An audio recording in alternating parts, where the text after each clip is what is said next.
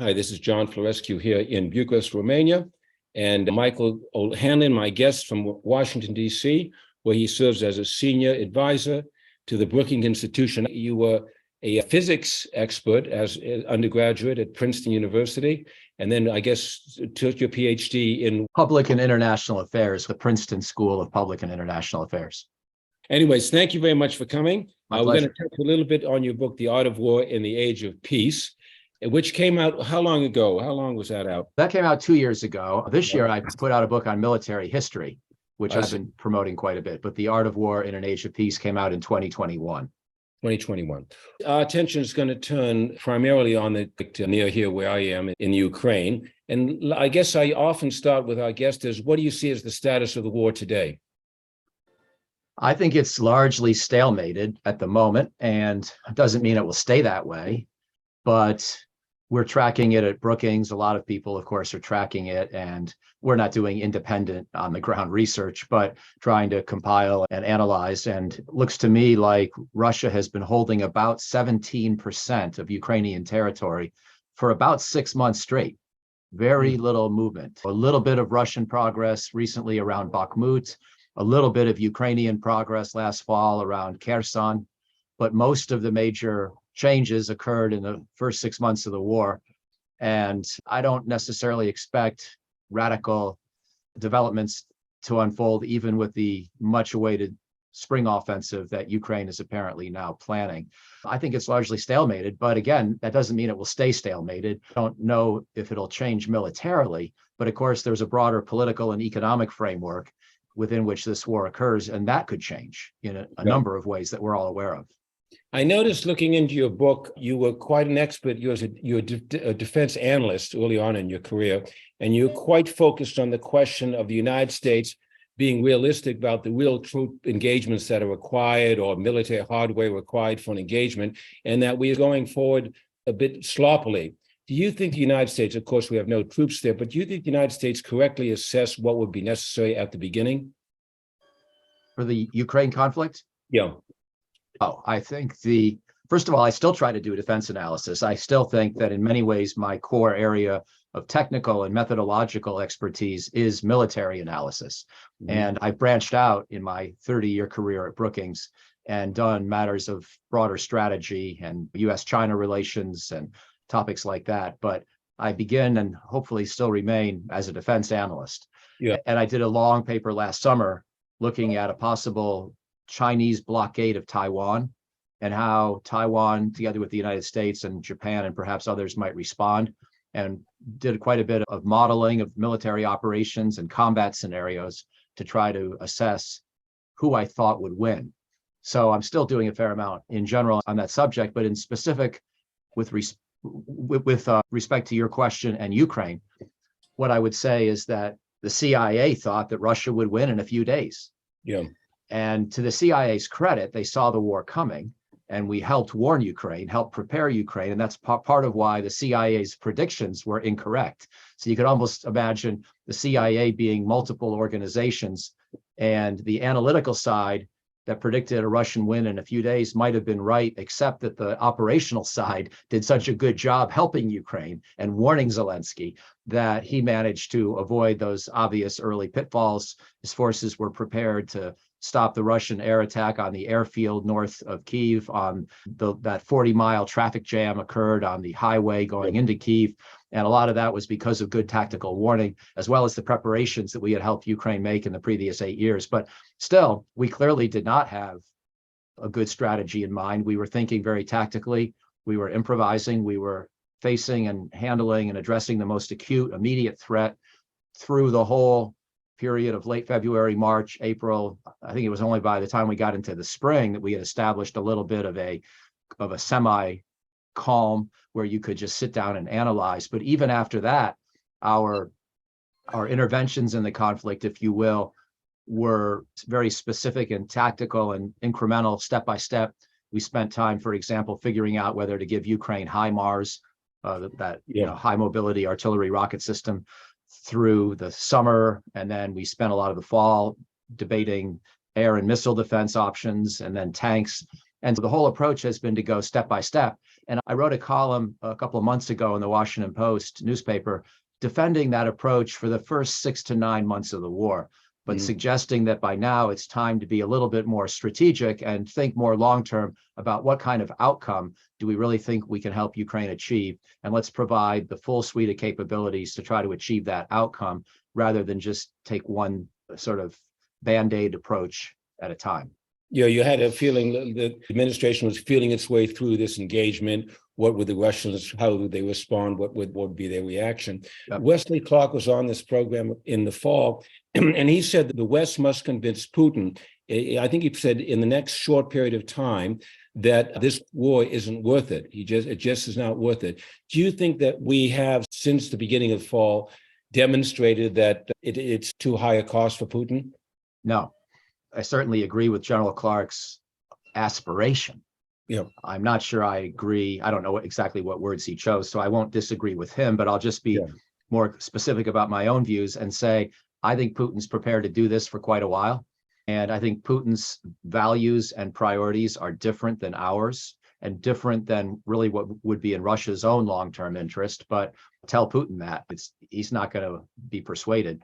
And for him, imperial glory and revenge at the West and a sense of weakening this hegemonic US-led Western world order, these are very important to him. And he's prepared to pay a huge price, especially in his own people's lives and in his country's economic future and in its diplomatic standing. He's prepared to sacrifice that for these other goals that for him are more important, even though for us, they clearly should not be.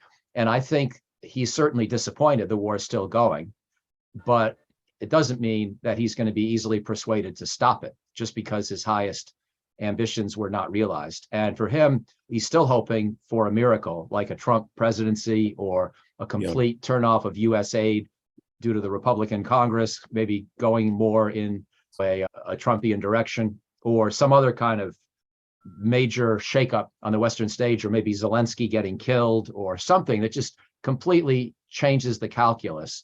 But even if he doesn't get that kind of a Hail Mary, a single big breakthrough, I think he's prepared to keep fighting over 10 kilometers here and 10 kilometers there so that the areas of Ukraine that he considers most historically pro-Russian or Russian would wind up in the Russian Federation. The Black Sea coast would wind up in the Russian Federation. A land bridge to Crimea would remain within Russia. And his best ambition would be to get Kyiv, which of course is a founding city of both Russia and Ukraine. And in that sense, was older than Moscow, as I understand the history, and equally important to Putin than probably Moscow or St. Petersburg. And so Putin's best dream would be to get that too, or at a minimum, make sure that any future government in Kyiv is at least as compliant with Russia as Lukashenko is in Belarus. But even if he doesn't get those more grandiose goals, I think he's prepared, like a leader of World War I Europe, prepared to spend many months, if not years, sacrificing hundreds of thousands of his own people and several percent of GDP to try to slog out whatever territorial gains he can achieve. I think General Clark has the right ambition or aspiration, but I'm not sure it really speaks to Putin's state of mind. And speaking of the state of mind, against that the state of statistics, and you're a statistician to some extent, the number of people, it's always mystifying to me because we never know exactly how many died on both sides. Do you have any feel for those numbers? How many dying on the Russian side and Ukrainian side, or Russian plus friends? Well, I don't have any feel, but I study the reports. Yeah. I don't have any firsthand feel or gut instinct. Yeah. And the latest data that we've seen suggested about 200,000 Russian casualties so far. That includes wounded. So out of that total, that probably implies 40 to 50,000 dead. And then on the Ukrainian side, about half that number of military casualties, or maybe a little more than that, but also another up to 40,000 civilians killed. And so in that sense, the Ukrainians have probably lost more people if you add military and civilian together, because there aren't really any Russian civilians dying in this war, but there are a lot of Ukrainian civilians. But Russia's more prepared to sacrifice its own manpower. And for us Americans, it's evocative of our history of the American Civil War, where the North had about a 4-to-1 advantage in manpower over the South. And General Ulysses S. Grant realized that. And so by the last year of the war, even though it was very unpleasant, he kept being willing to engage in battle after battle against the Confederacy and the forces of General Robert E. Lee, even though it was very costly in lives on both sides and even more costly in Union lives. Grant knew that was the best path to win the war, and ultimately the numbers would be on his side. I think Putin has a similar kind of calculus in a somewhat different situation, because of course the Confederacy did not have any major outside backers, and Ukraine does.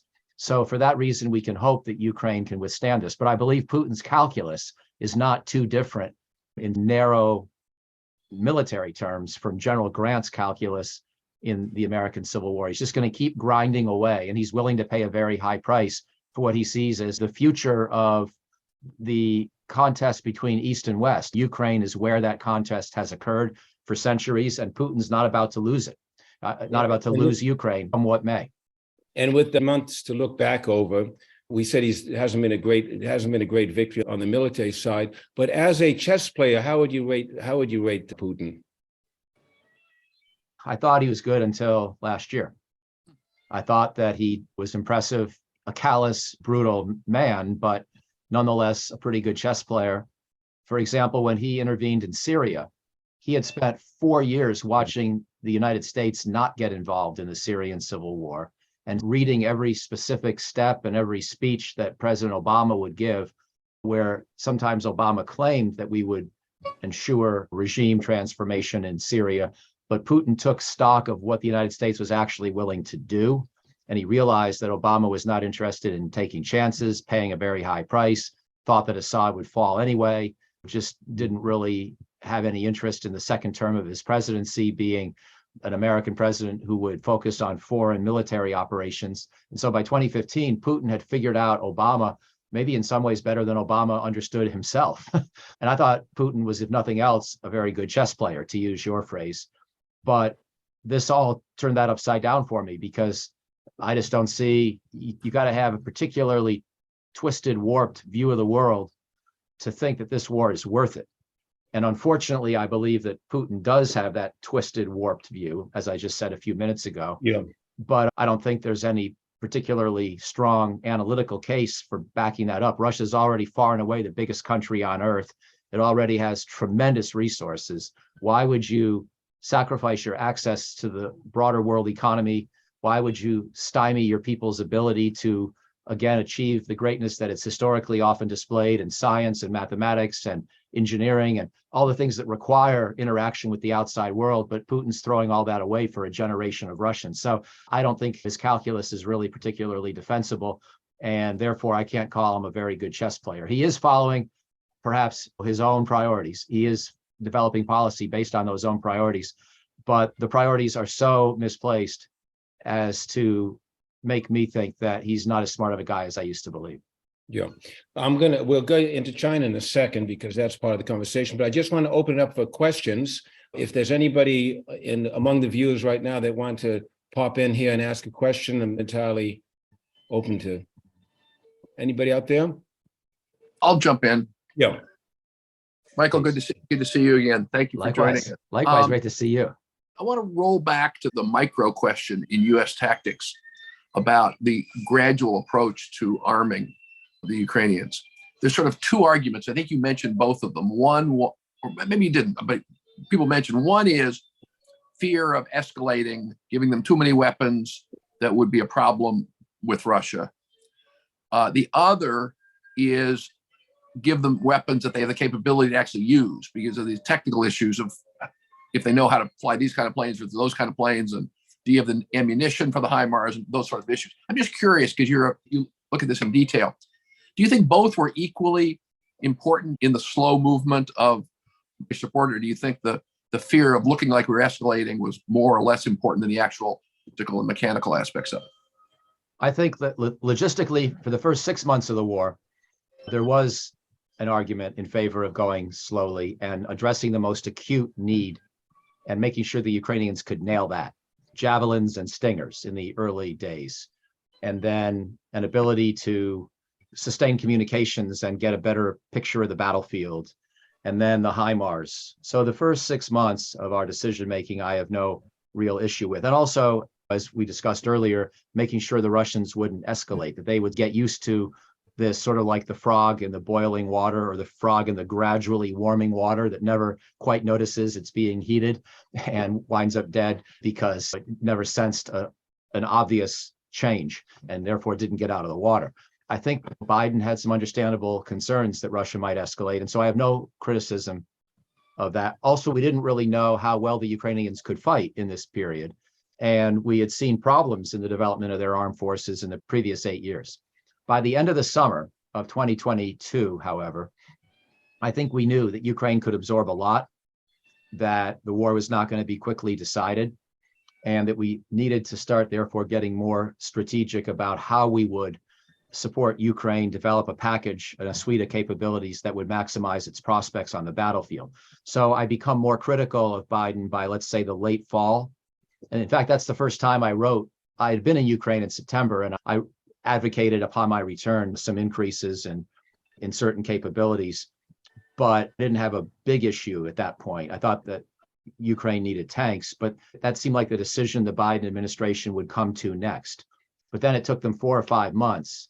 And we didn't think the Abrams was a good choice, but we understood pretty quickly that if we would just give some Abrams, then, that would unleash the Leopard tank stream from our European allies. And yet it took us a long time to make that decision.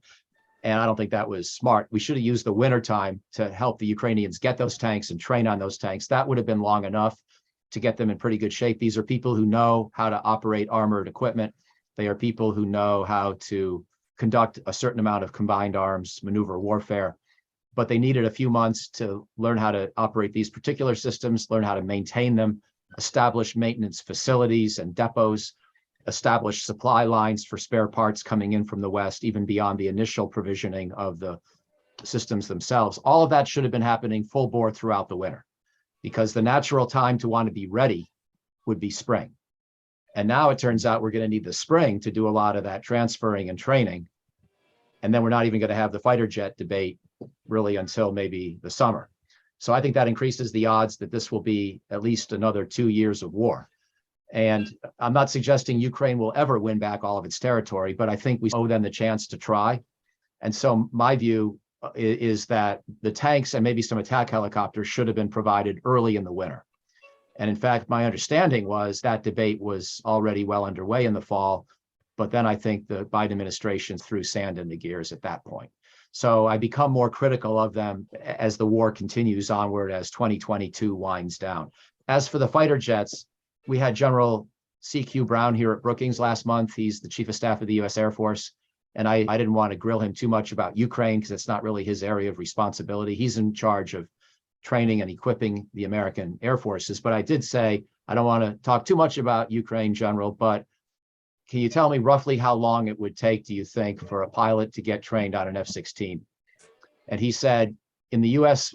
Armed Forces, it takes 2 to 4 months typically to learn how to fly a new aircraft when you're already a pilot and you got to fly a new type of aircraft based off that experience. And the maintenance may be more complicated than the actual flying. And I understand the counter argument about F-16s. I probably lean more towards providing attack helicopters and then making all of our willingness to keep providing spare parts and munitions contingent on Ukraine not attacking Russian territory. But I think we needed to speed up these debates, and we still do. And Michael, how much coordination is there among the allies, among the NATO allies, and what kind of equipment we're going to provide? And how is it that we got, it seems, caught flat-footed with the fact that we were running out of supplies ourselves? Those are two very different but both very good questions. Yes, there's a lot of coordination with NATO. Secretary Austin is off to Europe basically every month, as I understand it, with the NATO, I forget what they call it, but it's like the Ukraine Support Contact Group.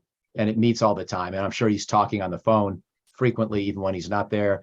I think General Cavoli, Supreme Allied Commander Europe, is doing a lot of that kind of coordination all the time. So is NATO headquarters. This is where NATO, being a long-standing alliance, comes in handy.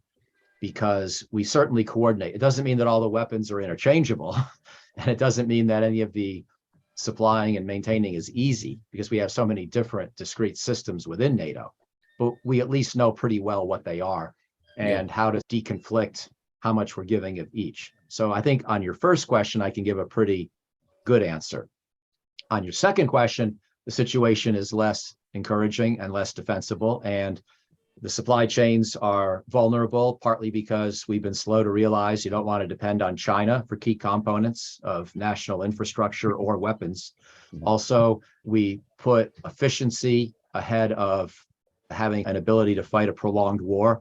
Our military heads have been focused on Iraq and relatively short or at least limited scenarios for 30 years. We haven't really thought about high-end warfare continuing over many months. And so we're out of practice. And the American and European armed services prioritize the big weapons platforms over the munitions. The platforms seem like the state-of-the-art technology they really want to push, and those cut to the heart of service identity and culture. Fighter jets, tanks, submarines, surface ships. The logistics and the ordnance are less sexy, less central to service identities, and so therefore the first to go when budgets get tight. So I think those are partial explanations. The good news is we are adjusting, we are recovering, and I don't think Ukraine's ever going to run out of weaponry. And I think we'll be better prepared for contingency planning vis-a-vis China as a result of this. How durable is, in your view, this Chinese-Russian alliance? Is this a marriage of convenience? Is this a realignment? Or how do you see it? It's a strong partnership that I think has real durability, unfortunately for us. Although we should not view it as black and white, either or, because our goal should be to make sure that alliance, or partnership at least, doesn't become any closer than it already is, and eventually to split them apart. I don't know if they're natural bedfellows. They've got a common border that they've sometimes disputed with each other. There are some views of history that say that Russia's sitting on a lot of Chinese territory, or land that was historically Chinese, and it's not clear vice versa. And so you could imagine them having worries about each other. It's not Canada and the United States or something. Actually, even Canada and the United States, we have a couple of territorial disputes, but people know we're not going to fight over it. Whereas in this case, who knows? So I think we should avoid pushing them closer together. But I think we should recognize they both feel more or less ostracized in this Western world. They both need one big border that, for the moment at least, is reliable and safe and provides strategic depth. They both need each other's economic assets, Chinese technology, Russian natural resources, in a world where both are being sanctioned by the West.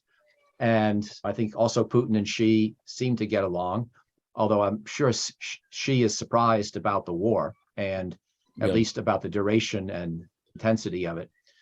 But I think it's a pretty significant alignment. There's enough there to have them viewing each other as important assets for the other that we probably better get used to it. Do you think Putin can survive without an ally like China in the long term? Yeah, I think that, I don't know if you mean keep fighting this particular war. Yeah, we don't know anything about any military aid coming from China. And so we assume it does not come from China, or none of it will. That's what we certainly assume it hasn't yet, or at least we've concluded it hasn't yet. Yeah. But there are some people already saying maybe some drones, at least through third parties, or who knows. I don't think there's much help yet. But if you'll permit me, I don't really think there's any realistic prospect of the premise of your question being realized. If what you're saying is, would China and Russia split apart in the course of the next few years of this conflict, I think there's almost no chance of that. So it makes it hard to answer your question when I don't really accept the premise. Maybe I should and just play along and say that if somehow we could persuade China to stop helping Russia economically, could Putin really keep the war going? I suppose it gets a lot harder for him, but he still has it gets a lot harder for Putin. He still has a lot of countries willing to buy his oil and gas. Yeah, and the Chinese sell it. Yeah, but I just don't see how that development is realistic at a time when we're still ramping up our assertiveness against China here in the United States debate, and when a lot of our allies are as well. I don't think there's any chance that China is somehow going to swing over to our side. Yeah, or pulled back. I Yeah. remember a year after Davos last year, Henry Kissinger made a comment that he thought that unless we do something quickly in the next 3 months, I think there's an early summer, and to sort this thing out in the Ukraine, that Russia will have no choice but to find a new alliance, a new partner, which seems like that was the case. Do you think the United States should have been more forceful or acted more sooner to prevent Putin looking around for new friends? I think that Russia and China were already pretty close long before last year. And Xi's been in power a decade. Putin's been in power more than 2 decades. And they've met 40 times in person over that 10 years when their rules have overlapped. They were both coming under increasingly strong American and allied criticism and even sanctions, at least since 2014 or so, when Russia stole Crimea and when China began to really militarize the South China Sea and claim the 9-dash line. So I think at least since then, this alignment has been happening and strengthening gradually over the years. And so I do agree with Dr. Kissinger about a lot of things, and I'm very fortunate. I see him every 3 months on the Defense Policy Board, and he's going to turn 100 in May. He's just an incredible testament to endurance. But I generally do also share a lot of his views that even if we don't want to grant Russia or China a sphere of influence, we need to understand that great powers do behave differently than medium and small powers. And it doesn't mean you grant them their wish, but you should be more sensitive when you're doing things near their borders. So I personally believe we expanded NATO perhaps too fast, and the idea of bringing Ukraine in was really a bridge too far. And in terms of whether there was a realistic way to end this war once it began, or end it quickly once it began, I don't know. I think that was pretty late. I would have tried hard in the course of the fall of 2021 to see if there was some kind of an alternative arrangement to NATO that could have helped ensure Ukraine's long-term security without having Ukraine actually join NATO. And once the United States became convinced that Putin was preparing war, I thought we should have used a little bit of a Cuban Missile Crisis type diplomacy, where you make certain demands in public, make certain offers in private, see if you can find a middle ground. And this would require Russia to stop aggressing against Ukraine. But if we had to just give up the idea of NATO membership for Ukraine as a precondition to preventing the war, that would have been worth it to me. And that's the opportunity that I think we missed. So it was both in the course of 2021, NATO as well as the United States all reaffirmed the goal of bringing Ukraine into NATO. And I think that was perhaps the last straw. I'm not blaming us for the war, but knowing how Putin thinks, how many Russians think, I believe that this notion of long-term vision for bringing Ukraine into NATO was a strategic misjudgment that made war more likely. Would you say today that Jim, were you about to say something there, I think? I'll ask you a question in a minute. Go ahead. Go ahead. I was going to say, do you think Xi is probably the international player with the most leverage over Putin right now? Yeah, although I'm not sure he has any real leverage. He might have influence. I guess he could have leverage if he chose to employ it. I'm not sure he has any real interest in doing that. But yeah, otherwise I would say that's probably true. Jim. Yeah, I want to ask a military question related to China. To what extent do you think Russia needs military help from the outside? That's question number one.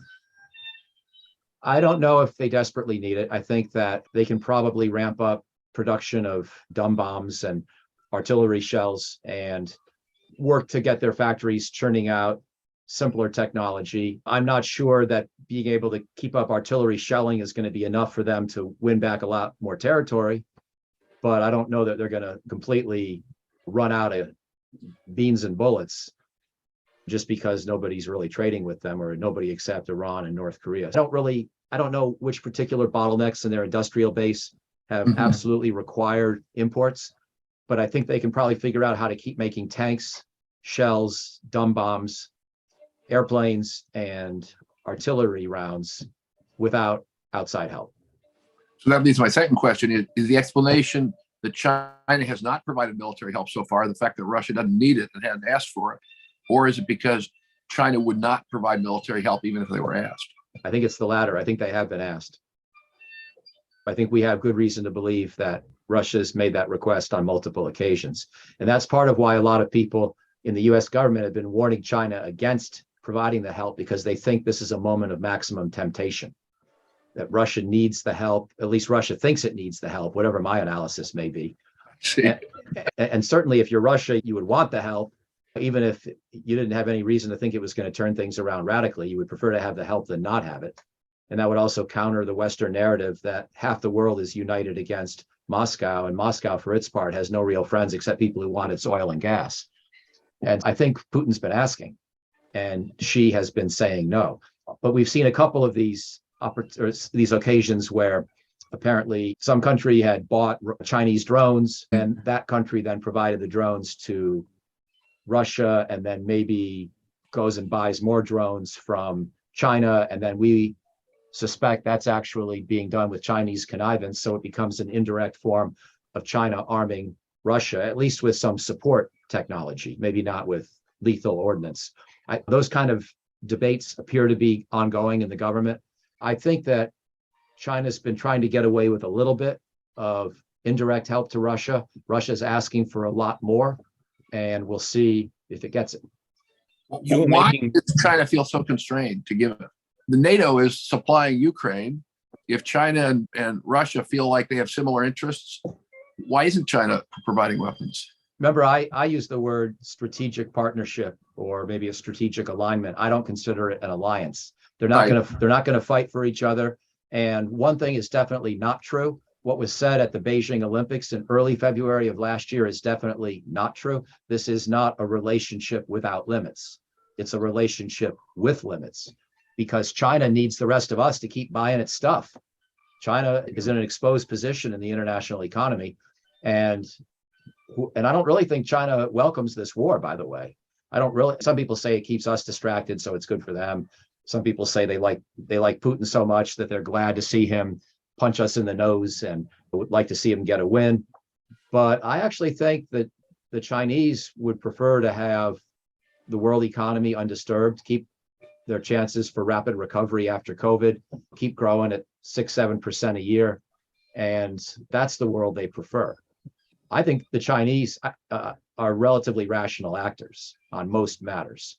And that's one of the reasons I'm still fairly favorably inclined to think this is an age of great power peace, even though there's a lot of wars going on in the world, but they typically don't involve the great powers fighting each other. I don't think we're going to go to war against China. I think it would be a remarkable failure of statesmanship and leadership on both sides if we wound up in that kind of a conflict, because both sides would lose so astronomically, even if we avoid nuclear escalation. And I think the Chinese know it. I think they're smarter than Putin, less angry than Putin.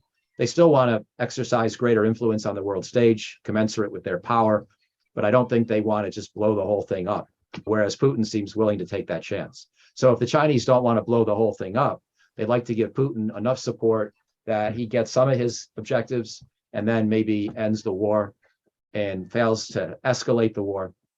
That's where I think the Chinese are coming from. Michael, you said earlier that you thought this would go on at least a couple more years. It could. And if you think back, let's say, on historical encounters of the 20th century, almost every war, World War I, World War II, Vietnam, seems to turn when one side is decidedly more influential and powerful than the other. To the extent that's true, 2 years might even be short term. The West seems to be locked in behind, and so are the Russians, the long haul. Yeah, I certainly think this could go on for a while. You mentioned Vietnam, Soviet invasion of Afghanistan, the Iran-Iraq war. There are all sorts of wars that go on for 6, 8, 10 years. And it's possible here.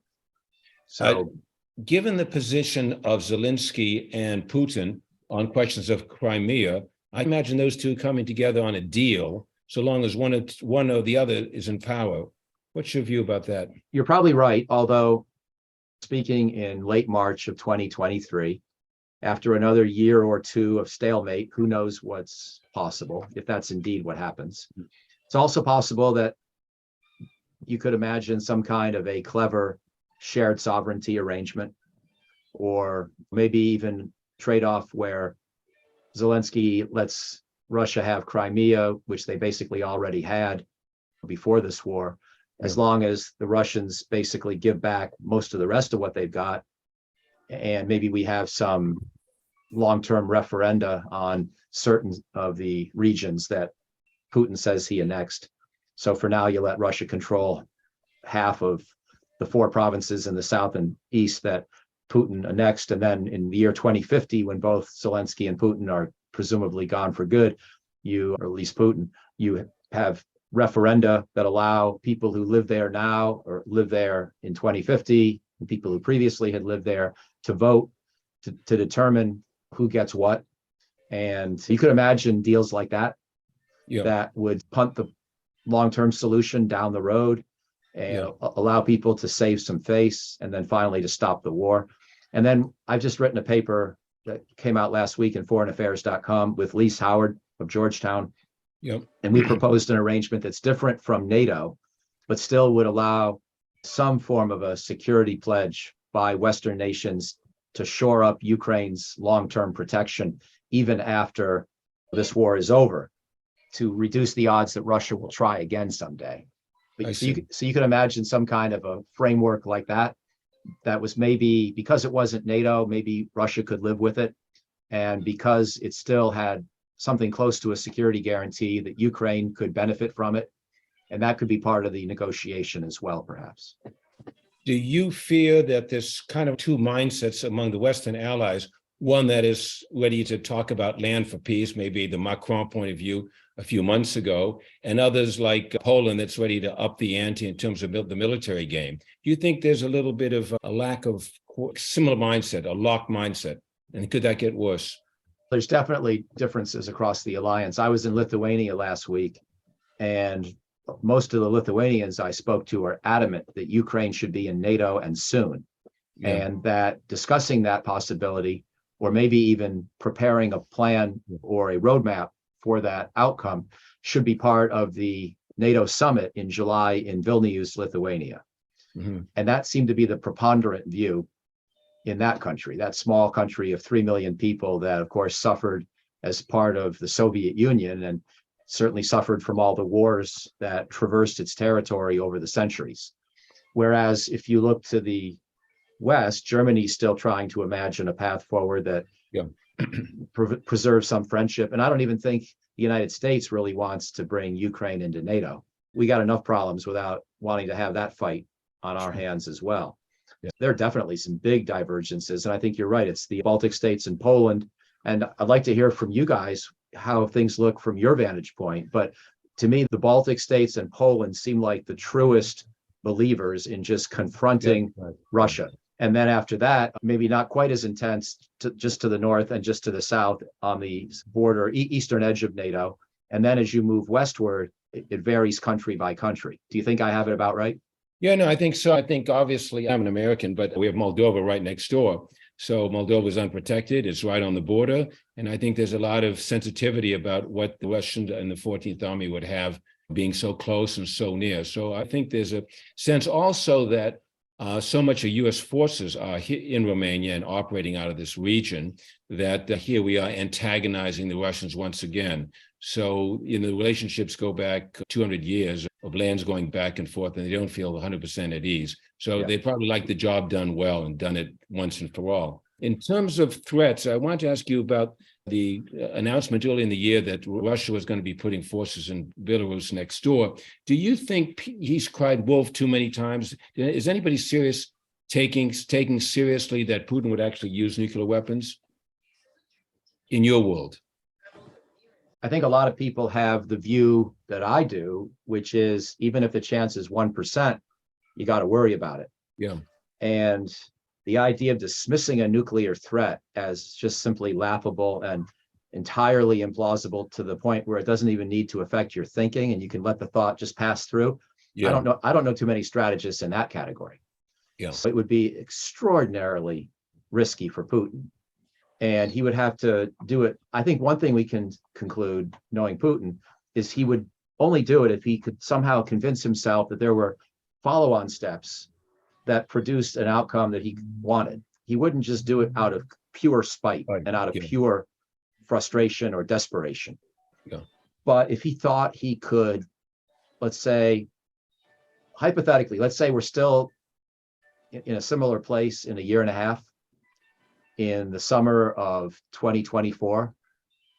And now Putin's willing to negotiate, but Zelensky's not, because Zelensky still wants all the land back. And let's say Russia still has 16% or 15% of Ukrainian territory, in contrast to today's 17%. Yeah. But Putin wants to end the war. We were in the same situation in the Korean War, and Eisenhower threatened nuclear weapons use against China to persuade China to finally reach an acceptable outcome on the prisoner of war exchange issue, which was what was holding up the ceasefire. And it worked. And that was Dwight Eisenhower, one of our most celebrated and level-headed generals of all time. Yeah. So if Eisenhower could do it, Putin could do it. And if you threaten it and you don't get your way, then you might have to do something. And you don't have to necessarily direct a nuclear weapon against people, or at least not against the city. You could direct it against, you could just do a demonstration strike, or you could do it against a logistics line, or you could do it against a road network where more or less thought there were no cars, but you wanted to destroy the road to make it impassable, or a bridge. And mostly you would do it to scare the world into thinking it's time for this war to end. And Putin would have to calculate that the repercussions of having done that would be outweighed by the greater likelihood that the world would be so aghast at the prospect of nuclear escalation that it would force a resolution to the war and essentially go over Zelensky's head to get it. I'm just making up that scenario. That makes sense. Even if that one's implausible, something like that may occur to Putin. And it doesn't matter if it's implausible to us. If it's plausible and appealing to Putin, then there's a way that he might do it. So I have to conclude that the nuclear threats must not be brushed off entirely. I just want to open up anybody else who has some questions before I hog Michael's time here. Anyone else out there? Okay, I don't like to have you sitting there. Do we have? Go ahead. Yeah, I have a question. Yes, sorry. You said you provide assistance since 2014 to Ukraine, military assistance. Am I right? Yeah, that's about when it started. The question is, what scenario you have on that moment you work on? Because now we talk about if we have this late military support for Ukraine and all this debate if it's too late or if it's too early or something like this. At that time, since 2014, there was a scenario when the United States should provide everything in time for this sort of the war. We did provide a lot, which is part of why the Ukrainians survived last year. Yes, that's for sure. Yeah, no, there's no question to this. And President Obama was, of course, in office when Putin seized Crimea and started to stoke the separatist violence in the East. And for the rest of Obama's time in office, we did not provide lethal weapons to Ukraine. We provided communications gear, medical equipment, demining capability, communications, radars, logistics support, training, and not very much. I think probably in the low hundreds of millions of dollars a year. And then maybe even the high tens of millions a year. And then Trump came in, and I remember having a conversation with Secretary of Defense Jim Mattis, who invited me in a couple of times just to talk about the world like this. And Mattis was sometimes a little lonely because the White House wouldn't let him hire all the people he wanted as his assistants and undersecretaries. So he would call up old friends like me and just ask us to come in and just have a conversation. And as you can imagine, it was a thrill and an honor for me. And Mattis just wanted to hear my opinion on 6 different issues. And one of them was, should we provide lethal weapons to Ukraine? And the Trump administration ultimately decided that they should, and they did. And that's part of why Ukraine wound up with all those Stinger missiles and Javelin missiles that helped stymie the Russian advance in the north of the country in the early weeks of the conflict. You know, that part, I think they did a pretty good job. And then by the fall of 2021, another key piece of what they did, the Biden administration in this case, they helped Ukraine harden its communication systems and its computer networks so that they would be able to withstand the expected Russian cyber attack that would certainly be part of any opening salvo of operations against Ukraine if the war began. And for that reason, that's part of why Ukraine has managed to keep its command and control system intact, because the United States and allies provided that help really in the weeks just before the war began. So those are three key milestones: initial Obama decision, then lethal aid under Trump, and then communications support under Biden. You could argue we should have been doing a lot more, but that added up, I think, to around $2 billion over the 8 years. You were mentioning the way, to some extent, Putin operates like a skillful tactician. And you made mention of the fact, or suggested it, that Trump's election might be the best news ever for Putin. Someone asked me the other day, do you think Putin would have attacked if Trump was elected president? What's your view about that? Yeah, it's an interesting question. I don't like Donald Trump at all, as you might have guessed, but I think it's still a fair question. And I'm going to be fair to Trump.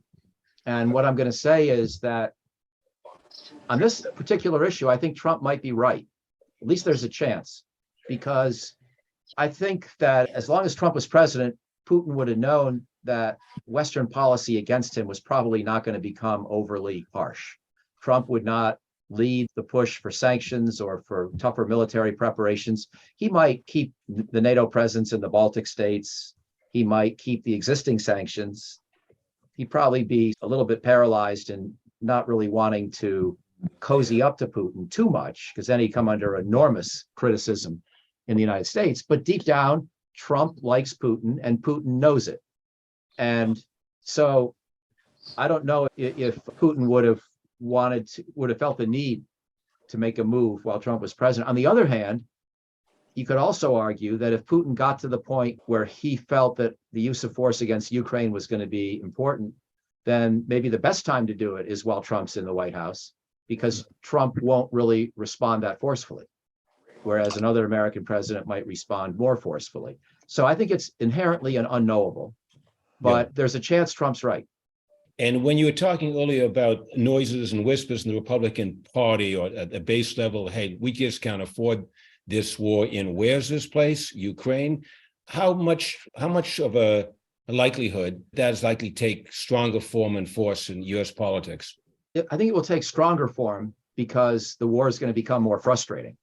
Yeah. If I'm right about its likely progression. However, I think the Republican Party, which for my whole adult lifetime has been the party of Ronald Reagan, the party of strength, and a party that has achieved a great deal of political success by criticizing Democrats as being too weak. It will be difficult for that party to willfully give up on a war, willfully lose a war, or let a Russian dictator win a war based on a specific policy choice. So I think it's much more likely that the Republicans will just make Biden's life miserable. He will have to fight and grovel for every penny of aid to Ukraine. It'll get harder and harder, but they won't want to actually be the party responsible for zeroing out the assistance. They may reduce it, they may make it more conditional, and they may develop, Trump, if he's the nominee next year, may develop a platform that proposes an end to the war. And he himself might be willing to do that if he's elected again. But I don't know if the Republican Party, because remember, the Republicans have a majority in Congress, but the Democrats have almost as many representatives in the House as the Republicans, and the Democrats support this war.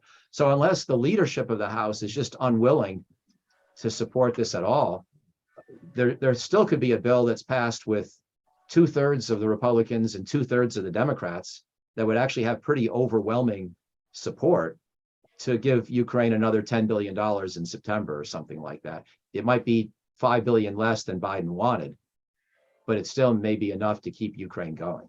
Yep. We have time for 2 or 3 more questions. Anybody out there? Okay, let me ask. Yeah, go ahead, Jim. I'll come back to the Biden-Trump thing for a minute.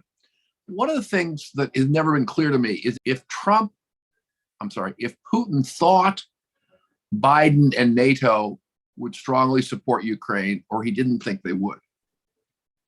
What's your sense? That's a good question. On paper, Biden was always an advocate of NATO expansion. He was always an advocate of bringing Ukraine into NATO, and the United States and Ukraine signed a charter in November of 2021, reaffirming the goal of having Ukraine NATO someday. So on paper, you would have to say that Biden's commitment looked pretty solid. And Biden also had been sustaining large defense budgets and otherwise trying to find a sort of traditionalist view of American foreign policy. On the other hand, Putin had watched Biden pull out of Afghanistan a few months before. And Biden's reason for doing that, you can make an argument that it was reasonable. I think he was wrong, mostly on the specifics of Afghanistan, because I think we had reduced our forces so much, we didn't really bear any huge burden by staying there longer and try to give the peace process a chance. But leave aside the specific substantive debate about Afghanistan, I think that Putin probably or might have interpreted that to be a reflection of Biden's underlying views on the use of force, on priorities for American foreign policy, on the test of character of Biden as a strong leader. And Putin may have interpreted that withdrawal decision implied that Biden would not be very responsive on the subject of Ukraine either, because this was a guy who obviously was looking to minimize American overseas engagements and refocus on domestic concerns. It's possible that Putin came to that conclusion based on Afghanistan and, I don't know, maybe one or two other things that happened. Maybe the AUKUS deal on the submarines, which happened about that same time. Maybe Putin interpreted that as Biden not really being all that committed to European allies and wanting to focus more on the Pacific and China, even at the price of alienating the French. So all I'm doing here is throwing out plausible. I don't have any hard evidence for any of this. I understand. No, but I'm interested in your perspective because as someone who worked with President Biden over a period of years, and I was not surprised at all that he came on real strong when Putin invaded Ukraine. It was like, to me, it was like totally predictable. So I'm just interested that it wasn't to Putin. Yeah, who knows? Yeah, but yeah, point well taken. Very interesting. Michael, here's a softball for you. Did Putin lose any sleep over being named a war criminal? No, because I don't think he wants to view himself as a war criminal. I don't think he's not necessarily psychopathic to that extent. Yeah. But I believe he would say that anything like the IC is run by the same Western coalition of namby-pamby, anti-Russian, hypocritical, US-led lackeys as most of the other parts of the world order that he detests. And he would simplify it in those kind of terms.